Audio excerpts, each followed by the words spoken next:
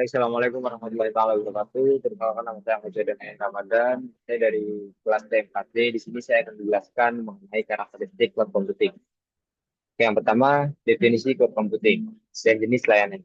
Jadi, cloud computing atau komputasi awan adalah sebuah model komputasi yang memungkinkan kita mengakses berbagai layanan teknologi informasi seperti menyimpulkan data, server, aplikasi, dan jaringan melalui internet. Dengan kata lain, kita tidak perlu memiliki semua perangkat keras itu sendiri.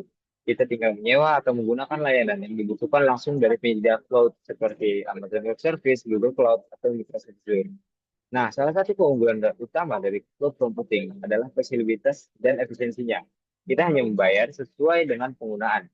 Misalnya kita cuma butuh server selama 2 jam untuk detik, maka kita hanya bayar selama itu. Jadi tidak ada pemborosan biaya. Cloud computing sendiri dibagi menjadi 3 jenis layanan utama, yaitu yang pertama infrastruktur as a service atau IaaS, yang kedua ada platform as a service, yang ketiga ada software as a service.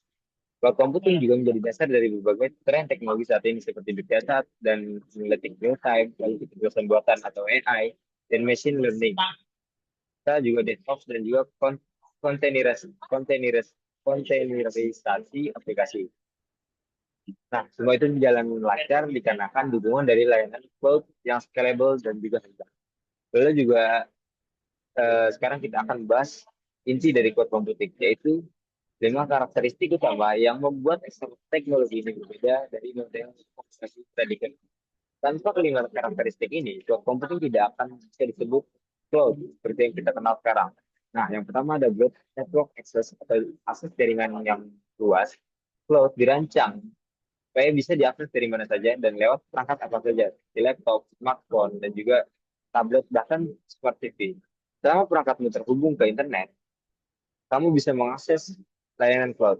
Contoh nyatanya, kita bisa mengedit dokumen Google Docs di laptop, di rumah, lalu lanjut itu lagi pakai HP saat di luar. Itu mungkin karena cloud memberikan akses yang fleksibel dan juga luas.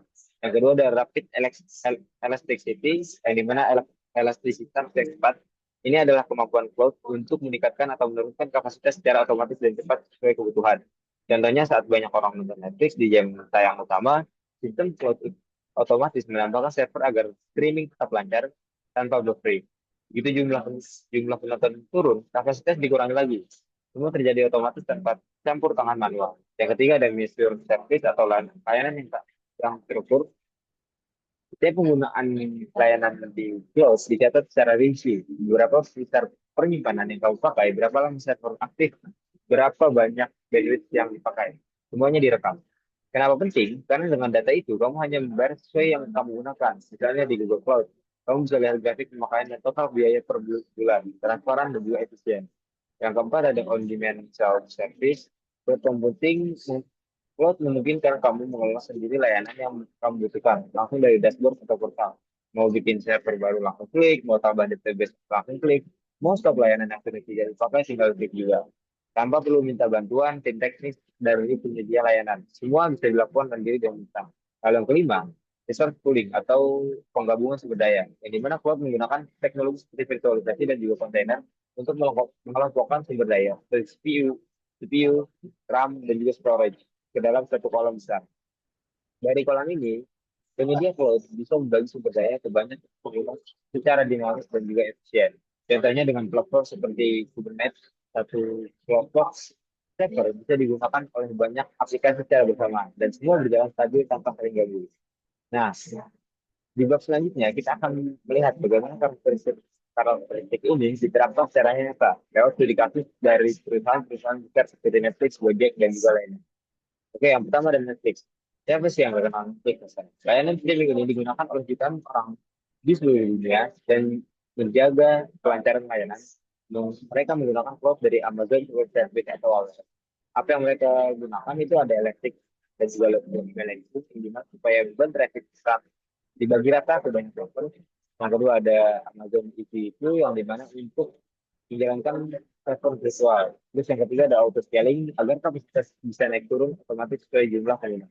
Manfaatnya yang pertama ada rapid electricity yang dimana saat penonton melonjak, sistem otomatis menambah server.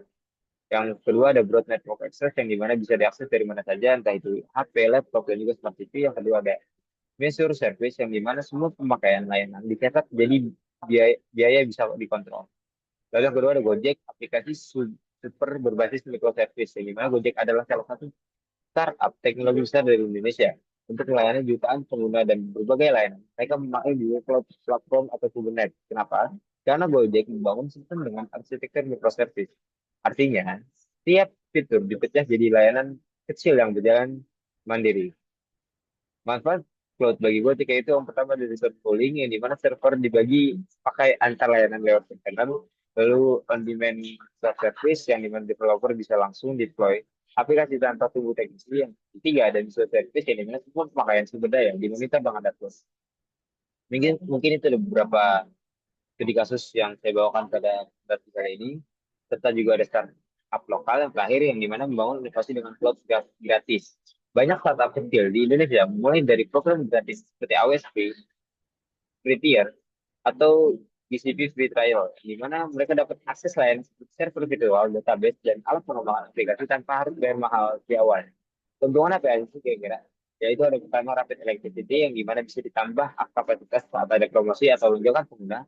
Lalu ada user service, semua pemakaian dilacak jadi anggaran bisa dikontrol. Yang ketiga ada broad network access, tim developer bisa kolaborasi dari jarak jauh. Nah, dari 5 studi kasus tadi, kita bisa lihat bahwa cloud computing dan telah mengubah secara kerja perusahaan dari skala global seperti Netflix hingga startup kecil di Indonesia. Nah, beberapa dari studi kasus yang kita lihat, eh, ada juga beberapa tantangan-tantangan buat computing. Yang pertama, adanya keamanan dan privasi data. Yang kedua, ketergantungan pada koneksi internet.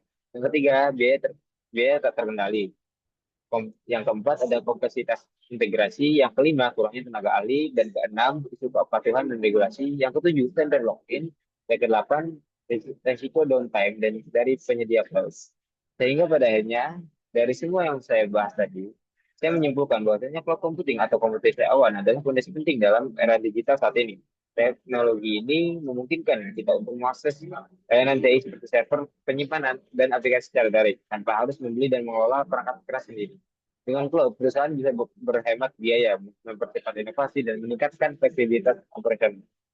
5 karakteristik utama dari cloud computing jadi landasan dari semua keunggulan ini yaitu network access, yaitu layanan cloud bisa diakses dari mana saja dan dari perangkat apa saja. Yang kedua ada rapid electricity yang dimana kapasitas bisa ditambah dan dikurangi secara otomatis sesuai kebutuhan. Yang ketiga ada measure service yang dimana penggunaan layanan dihitung secara detail sehingga efisien dan transparan. Yang keempat ada on demand services.